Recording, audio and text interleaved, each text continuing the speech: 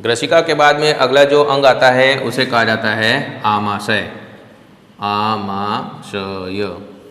ठीक है, अब आप चित्र में देख सकते हैं आमाशय जो होता है ये आमाशय उदर गुहा में स्थित होता है। ये तनुपट है जिसको मध्यपट या डायफ्राम भी कहा जाता है। ये क्या करता है, वक्ष गुहा को और उदर गुहा को पृथक करता है। ऊपर वाला ये जो भाग है ये मान लेते हैं वक्ष गुहा का भाग है और बाकी का नीचे वाला जो भाग है ये उदर गुहा का भाग है। तो मध्यपट के ठीक नीचे और बाईं तरफ, मध्यपट के ठीक नीचे उदर गुहा में बाईं तरफ जो है क्या स्थित होता है, आमाशय स्थित होता है और अंग्रेजी के जे आकार का दिखाई देता है। कैसा दिखाई देता है, जे आकार का दिखाई देता है। तो स्थिति अगर इसकी बताएं आमाशय की तो कहाँ पर स्थित है ये स्थित है तनुपट के नीचे उदर गुहा में बाईं तरफ स्थित होता है। ठीक है, और कौन से आकार का दिखाई देता है, यह अंग्रेजी के अक्षर जे के आकार का दिखाई देता है।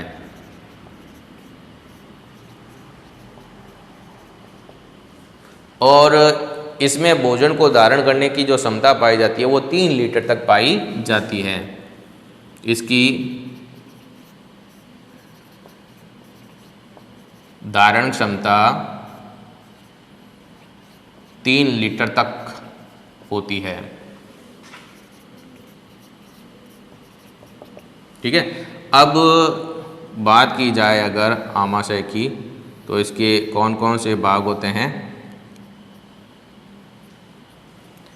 इसका अच्छा, आमाशय से पहले यहाँ पर क्या उपस्थित है, ये पाई जाती है ग्रास नाल या ग्रास नलिका। और ग्रास नलिका के बाद में ये वाला जो भाग आपको दिखाई दे रहा है बाईं तरफ का, आमाशय में ऊपरी बाईं तरफ का जो भाग होता है ये कहलाता है जठरागम भाग। कौन सा भाग कहलाता है, जठरागम भाग कहलाता है। ठीक है, ऊपरी बाईं तरफ जो है जठरागम भाग कहलाता है। इसको कार्डियक भाग भी कहते हैं।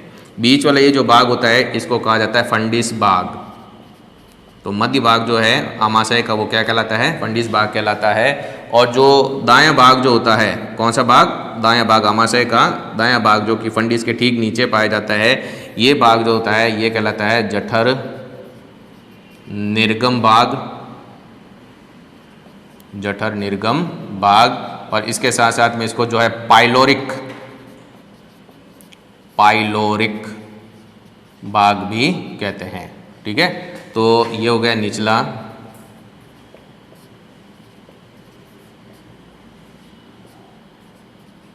दाएं तरफ का भाग।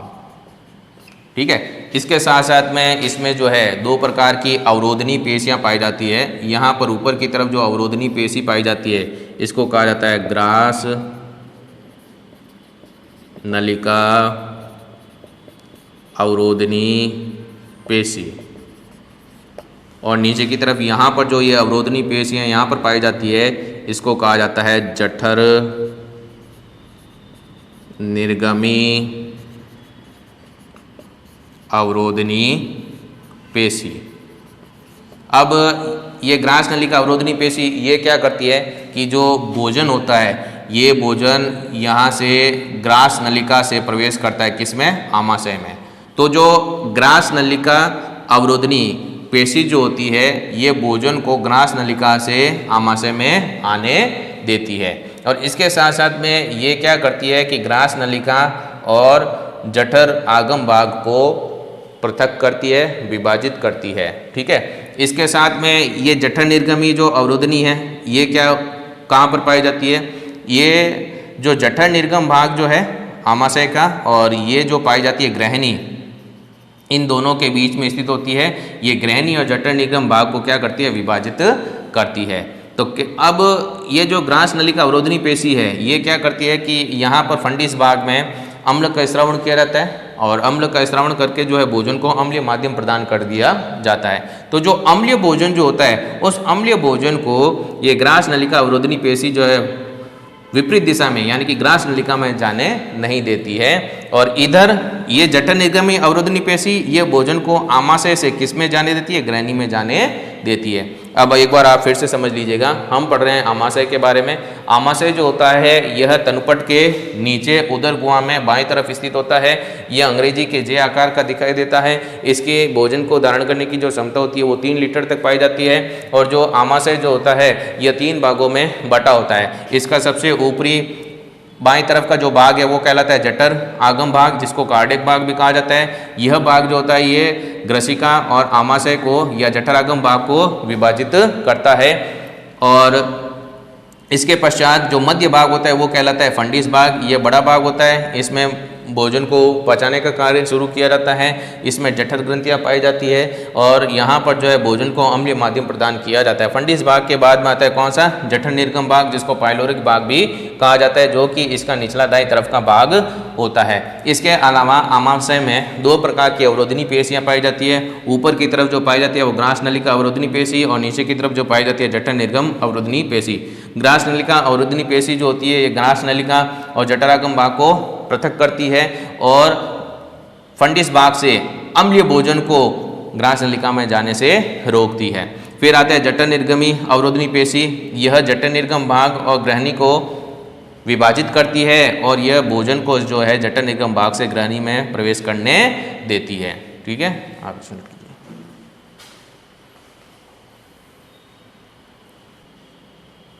आमाशय के बाद में जो अगला अंग आता है आहरनाल का वो है छोटी आंत्र। आप चित्र में देख सकते हैं यहाँ पर छोटी आंत्र कुंडलित नली के संरचना के रूप में व्यवस्थित होता है। बड़ी आंत्र के बीच में देखो किस तरीके से ये व्यवस्थित हो रखी है। ठीक है, तो अब इसी के बारे में हम पढ़ते हैं छोटी आंत्र के बारे में। तो छोटी आंत्र जो होती है ये कहाँ पाई जाती है कि जो आमाशय जो है, ठीक है, आमाशय के पश्चात छोटी आंत्र पाई जाती है। और जो छोटी आंत्र जो है, छोटी आंत्र की जो लंबाई होती है, छोटी आंत्र की लंबाई जो होती है, लंबाई 7 मीटर तक होती है। छोटी आंत्र की जो लंबाई होती है वो कितनी होती है, 60 मीटर तक होती है।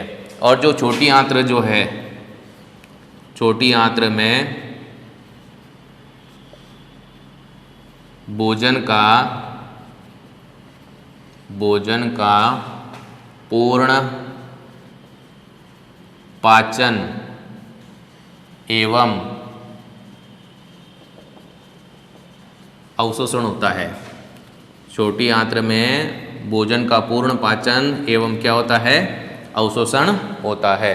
अब ये छोटी आंत्र कहाँ से कहाँ तक फैली होती है? छोटी आंत्र जो होती है, छोटी आंत्र आमाशय के जठर निर्गम भाग के बाद से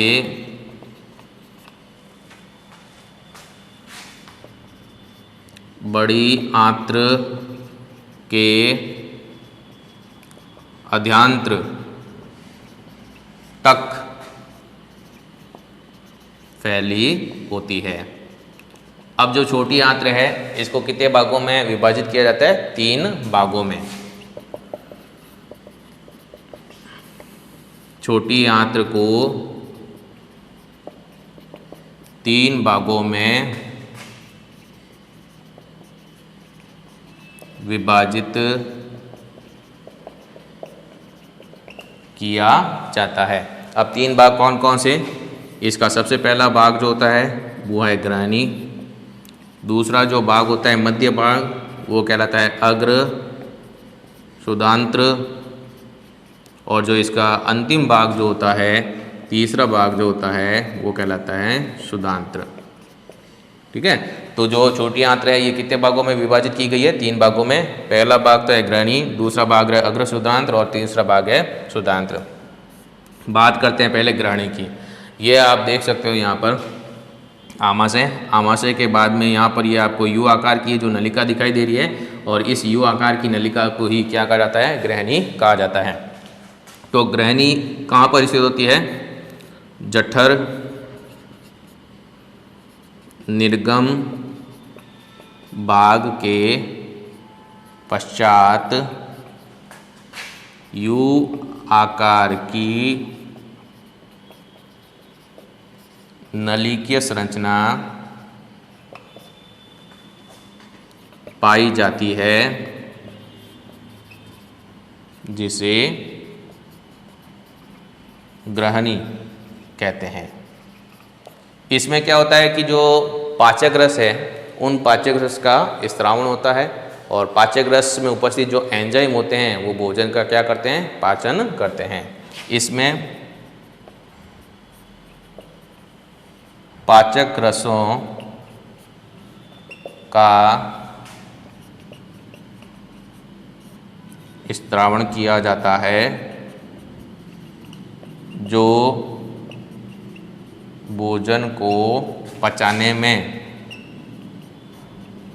क्या होते हैं, सहायक होते हैं। तो ये तो हो गई ग्रहणी। ग्रहणी के बाद में अगले जो इसका भाग होता है, मध्य भाग जो होता है, वो क्या कहलाता है, अग्र शुद्रांत्र। तो जो इसका दूसरा जो भाग होता है वो है अग्र शुद्धांत्र। ये अग्र शुद्धांत्र जो होता है ये कुंडलित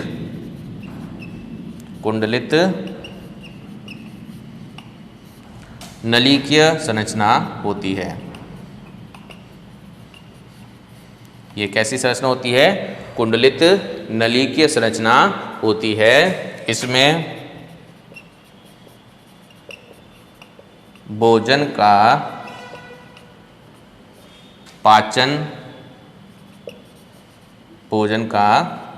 पाचन होता है तथा पचित आहार रस का अवशोषण होता है। और अवशोषण के लिए जो कोशिका पाई जाती है उनको आंत्र कोशिका या एंट्रोसाइट कहते हैं। अवशोषण हेतु इसमें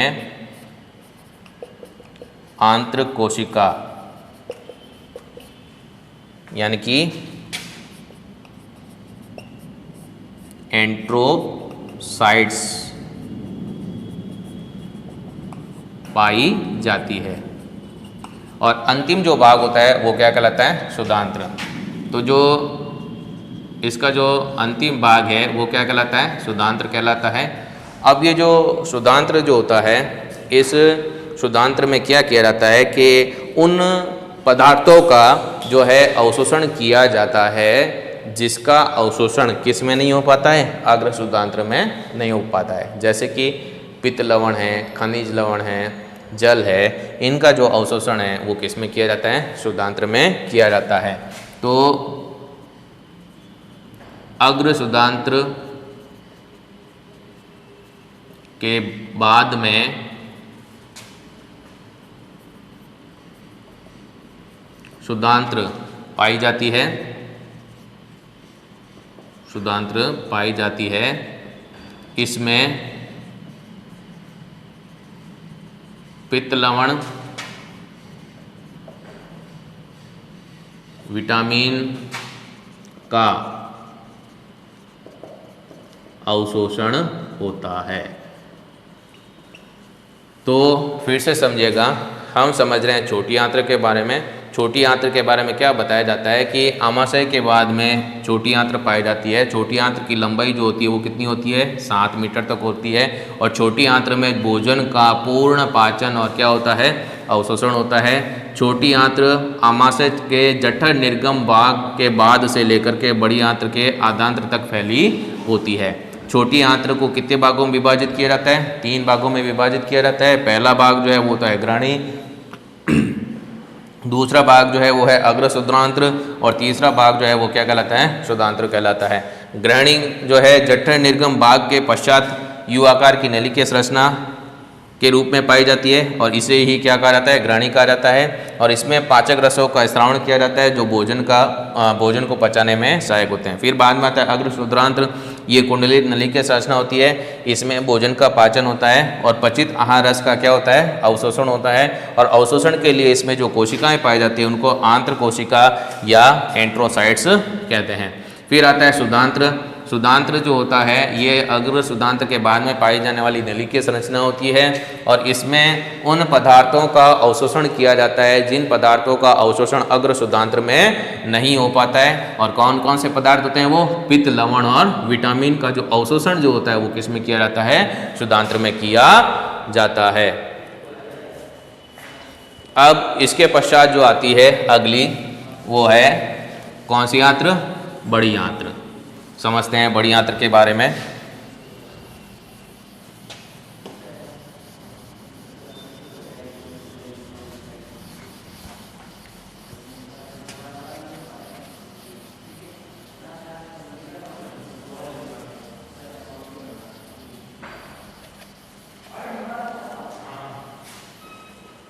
अगला जो इसमें टॉपिक आता है वो कौन सा आता है, बड़ी आंत्र। ठीक है, तो सीधा सिंपल सा है कि छोटी आंत्र के बाद में बड़ी आंत्र पाई जाती है। ठीक है, अब ये जो बड़ी आंत्र है, बड़ी आंत्र में जीवाणु उपस्थित होते हैं। बड़ी आंत्र में जीवाणु पाए जाते हैं। अब ये जीवाणु क्या करेंगे कि जो अपचित जो पदार्थ होते हैं जो कि किससे आए हैं, छोटी आंत्र से आए हैं, उनका किण्वन क्रिया द्वारा जो जीवाणु जो होते हैं किण्वन क्रिया के द्वारा उन अपचित पदार्थों को सरलीकृत करके पचाने में मदद करते हैं। तो छोटी आंत्र के बाद में बड़ी आंत्र पाई जाती है। बड़ी आंत्र में जीवाणु पाए जाते हैं। जीवाणु अपचित पदार्थों को किण्वन क्रिया द्वारा, कौन सी क्रिया द्वारा, किण्वन क्रिया द्वारा सरलीकृत करके, क्या करके, सरलीकृत करके पचाने में मदद करते हैं। और जो बड़ी आंत्र जो है, इस बड़ी आंत्र में जल और खनिज लवण का अवशोषण किया जाता है। बड़ी आंत्र में जल व खनिज लवण का अवशोषण किया जाता है। तो आप चित्र में ये देख सकते हो, ये छोटी आंत्र है। छोटी आंत्र के चारों तरफ ये अंग्रेजी के उल्टे यू आकार की जो संरचना के रूप में इधर आपको जो दिखाई दे रही है पूरी, ये क्या है, बड़ी आंत्र जो है। अब बड़ी आंत्र छोटी आंत्र के बाद में पाई जाती है। बड़ी आंत्र में क्या पाए जाते हैं, जीवाणु पाए जाते हैं। जीवाणु का कार्य क्या होता है, अपचित पदार्थों को किण्वन क्रिया द्वारा सरलीकृत करके क्या करना है, उनको पचाने में मदद करना है। और बड़ी आंत्र में किसका अवशोषण होता है, जल और खनिज लवण का अवशोषण होता है। अब बड़ी आंत्र को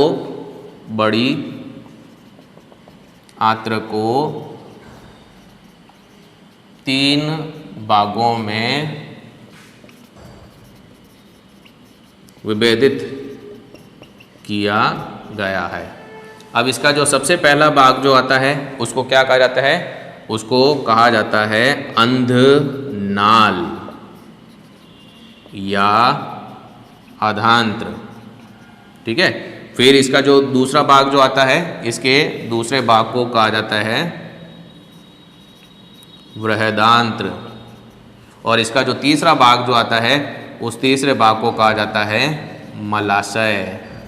तो इस तरीके से जो बड़ी आंत्र जो है ये 3 भागों में विभेदित होती है। अंधनाल जिसको अधांत्र भी कहते हैं, दूसरा वृदांत्र, और तीसरा जो इसका भाग है वो क्या कहलाता है? मलाशय कहलाता है। सबसे पहले बात करते हैं हम किसकी? अंधनाल और अधांत्र की। तो इसमें क्या होता है कि जो छोटी आंत्र का सबसे अंतिम भाग जो होता है, जिसको अपन क्या कहते हैं? शुद्धांत्र कहते हैं। शुद्धांत्र से आने वाले पचित आहार रस का अवशोषण इसमें होता है और अपचित पदार्थ को वृदांत्र में भेज दिया जाता है। ठीक है, तो जो अंधनाल जो है, इस अंधनाल के बारे में क्या बताया गया है कि शुद्धांत्र से आने वाले, किससे आने वाले? शुद्धांत्र से आने वाले पचित आहार रस का इसमें क्या होगा? अवशोषण होगा, और जो अपचित पदार्थ होते हैं वो इससे किस में भेज दिए जाते हैं? वृदांत्र में भेज दिए जाते हैं। अब अंधनाल जो है, इसका प्रथम अग्रभाग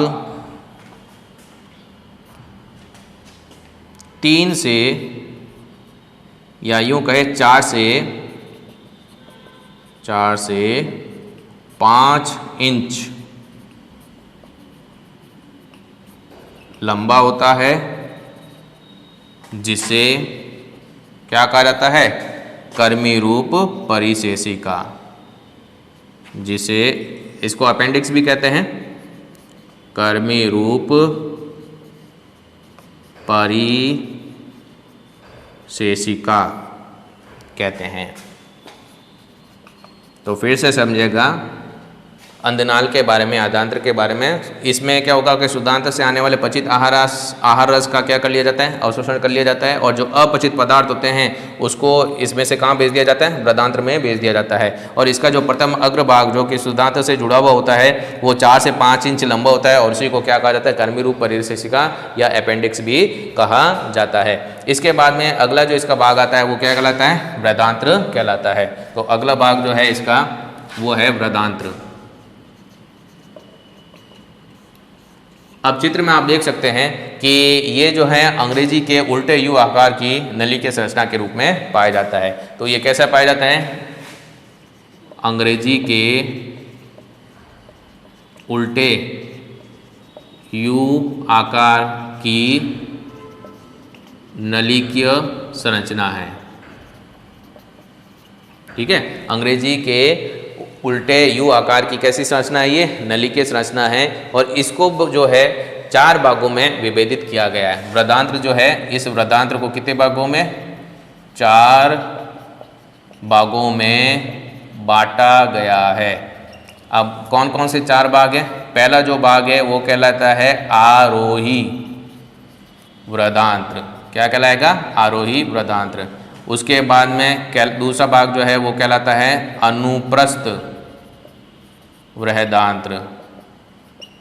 फिर उसके बाद में जो अगला जो है वो कहलाता है अवरोही वृहदांत्र, और चौथा भाग जो होता है वो कहलाता है सिग्माकार वृहदांत्र।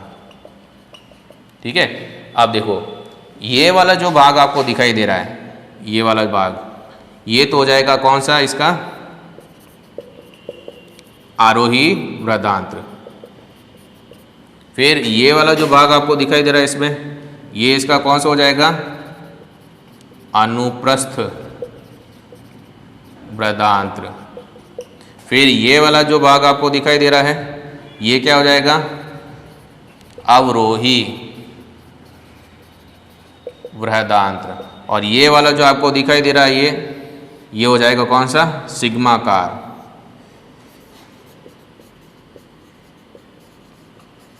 नलिका या वृहदांत्र।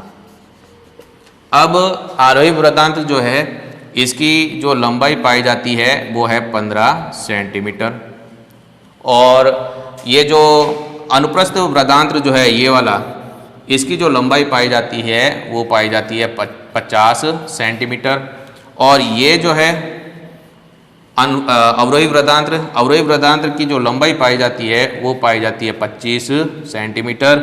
और ये जो सिग्माकार जो नलिका जो है इसकी जो लंबाई पाई जाती है ये पाई जाती है 40 सेंटीमीटर।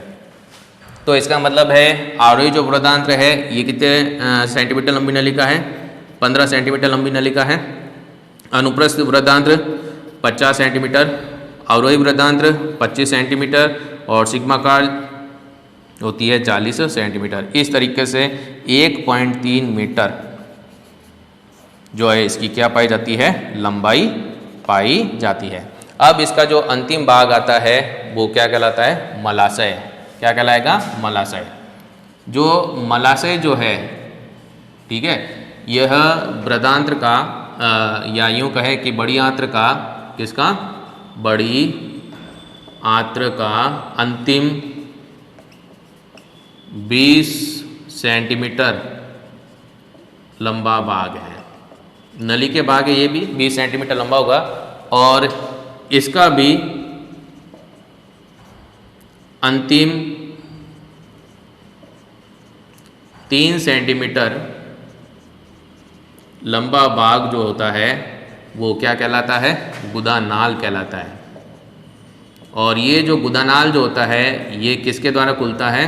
मल द्वार के द्वारा खुलता है या गुदा के द्वारा खुलता है यहाँ पर, ठीक है। अब ये जो गुदानाल जो होता है इस गुदानाल में संवर्णी पेशियाँ पाई जाती है। कौन सी पेशियाँ पाई जाती है? संवर्णी पेशियाँ। और ये जो संवर्णी पेशियाँ जो इसमें पाई जाती है, एक तो होती है बाह्य संवर्णी पेशी और जो दूसरी होती है वो होती है अंतः संवर्णी पेशी। और ये जो संवर्णी पेशियाँ जो होती है ये क्या कार्य करती है? ये कार्य करती है गुदानाल से जो अपशिष्ट पदार्थ होते हैं उन अपशिष्ट पदार्थों को मल द्वार की सहायता से क्या करना? उत्सर्जित करना। तो ये जो उत्सर्जन की जो क्रिया हो रही है अपशिष्ट पदार्थों की, ये क्रिया जो हो रही है ये नियंत्रित होती है किसके द्वारा? संवर्णी पेशियों के द्वारा। अब आप एक बार और फिर से इसमें ध्यान दीजिएगा। बड़ी आंत्र जो होती है ये छोटी आंत्र के बाद में पाई जाने वाली नली की संरचना होती है। बड़ी आंत्र में जीवाणु पाए जाते हैं और ये जीवाणु अपचित पदार्थों को किण्वन क्रिया द्वारा सरलीकृत करके पचाने में क्या करते हैं? मदद करते हैं। बड़ी आंत्र में जल और खनिज लवण का अवशोषण किया जाता है। बड़ी आंत्र को कितने भागों में? 3 भागों में विभेदित किया जाता है। पहला भाग जो है अंधनाल या अधांत्र कहलाता है, दूसरा भाग जो है वो वृद्धांत्र कहलाता है, तीसरा भाग जो है ये क्या कहलाता है? मलाशय कहलाता है। अंधनाल जो होता है ये शुद्धांत्र से आने वाले पचित आहार रस का क्या कर लेता है? अवशोषण कर लेता है और बाकी जो अपचित पदार्थ जो होते हैं उसको किस में भेज देता है? वृद्धांत्र में भेज देता है। इसका प्रथम अग्र भाग जो कि शुद्धांत्र के साथ में जुड़ा हुआ होता है, 4 से 5 इंच लंबा होता है, प्रबंध के समान दिखाई देता है, वो कहलाता है कर्मी रूप परिशेषिका या अपेंडिक्स कहलाता है। फिर आता है वृद्धांत्र। वृद्धांत्र जो होता है अंग्रेजी के अक्षर उल्टे यू के आकार की एक नली के संरचना के रूप में दिखाई देता है और इसे भी 4 भागों में बांटा गया है। जैसा चित्र में आप देख सकते हो, ये इसका पहला भाग है आरोही वृद्धांत्र 15 सेंटीमीटर लंबा होता है। फिर ये वाला होता है अनुप्रस्थ वृद्धांत्र, ये 50 सेंटीमीटर लंबा होता है। फिर उसके बाद में ये है अवरोही वृद्धांत्र, ये 25 सेंटीमीटर लंबा होता है और उसके बाद में सिग्माकार नलिका जो कि 40 सेंटीमीटर लंबा होता है। तो इस तरीके से जो वृद्धांत्र की जो लंबाई होती है वो कितनी होती है? 1.3 मीटर। फिर मलाशय, बड़ी आंत्र का जो सबसे अंतिम 20 सेंटीमीटर लंबा नली के भाग जो होता है वही क्या कहलाता है? मलाशय। और मलाशय का भी अंतिम 3 सेंटीमीटर लंबा नली के भाग जो होता है वो क्या कहलाता है? गुदानाल कहलाता है। और ये गुदानाल किसकी सहायता से खुलता है? मलद्वार की सहायता से खुलता है। और इसी गुदानाल में 2 प्रकार की संवर्णी पेशियाँ पाई जाती है, बाह्य संवर्णी पेशी और अंतः संवर्णी पेशी। ये संवर्णी पेशियाँ क्या करती है कि गुदानाल से अपशिष्ट पदार्थों को मल द्वार से उत्सर्जित करने की जो क्रिया होती है उसको क्या करती है? संवर्णी पेशियाँ नियंत्रित करती है। नोट कीजिए आप इसे।